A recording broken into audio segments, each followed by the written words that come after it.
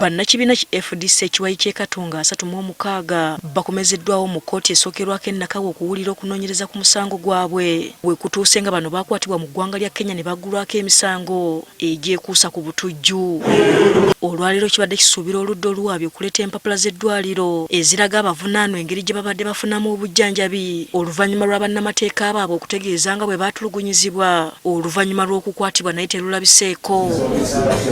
Bannamateeka baabwe nga bakulembeddwamu Erias Lukwago bategeezezza ng'oludda oluwaabi bwe lwaziimula ebiragiro bya kkooti. Muno mwalimu okuddiza ab'enganda z'abakwata ebintu byonna ebitagenda kukozesebwa nga bujulizi mu musango guno ekitaakolebwa. Bintu bye baabawambako nga laptop zaabwe baabawambako amasimu n'ebirala.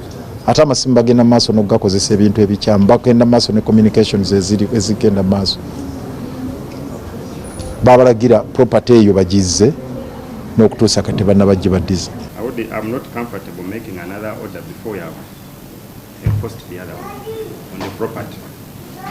Though I'm also thinking, I don't know whether you don't have the options of, okay, fine, let's first execute that one. If it fails, then we shall make, probably the magistrate will know what to do next.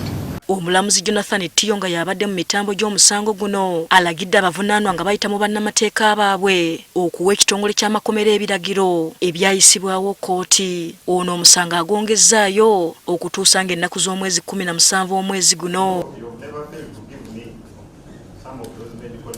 Lukwago akukkulumidde oludda oluwaabi olw'okwebulankanya ku kusaba kwe bazze bakola n'ekigendererwa eky'okukandaliriza omusango. Ku prosecution tezze kyewuunyisa kikulaga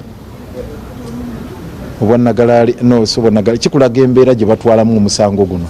Kati bano baakuddukira mu kkooti etaputa ssemateeka okussaayo okwemulugunya kwabwe. Nga tusaba eddembe ly'aba accused persons mu kkooti etaputa ssemateeka oba mu high court, naye nga tusookera wano mu kkooti eno. Zonna tugenda kutunulira wa we tusobola okufuna obwenkanya ku nsonga eno, naye nga tutagenda kulaba nga tuteekamu application. Abavunaanwa baddiziddwayo mu kkomera e Luzira n'ekitalya.